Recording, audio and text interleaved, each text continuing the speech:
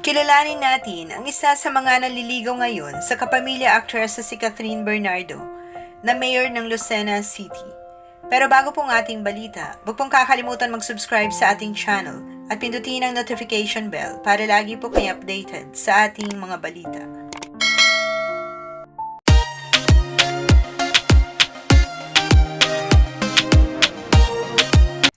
Sa mga balitang lumabas nito lamang nakarang araw, ayon sa reliable source ng isang entertainment website, si Lucena City Mayor Mark Alcala ang isa sa mga nanliligaw ngayon sa kapamilya actress na si Catherine Bernardo. Kilala rin si Mayor Mark Alcala sa showbiz dahil ang dati niyang karelasyon ay ang kapuso actress na si Ashley Ortega. Pero noong March 2023, ayon sa panayam kay Ashley, kinumpirma nitong naghiwalay na sila ni Mayor Mark. Nangyari raw ito matapos mahalal na mayor ang kanyang dating boyfriend pero hindi na ito nagbigay ng iba pang detalye.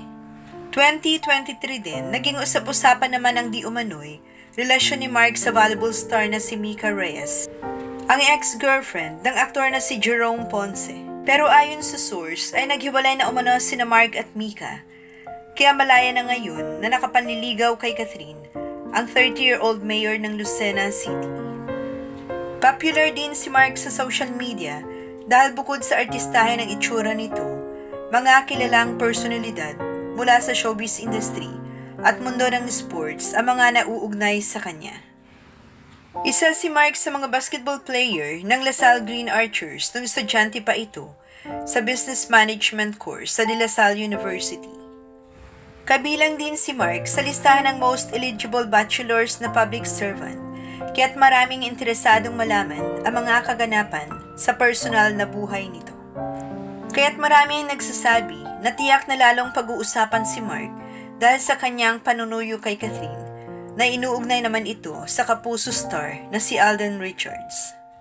Sa ngayon ay kasalukuyang kinukunan ng mga eksena ni Alden at Catherine sa Canada sa kanilang pelikulang Hello Love Again, na sequel sa kanilang 2019 blockbuster movie na Hello Love Goodbye.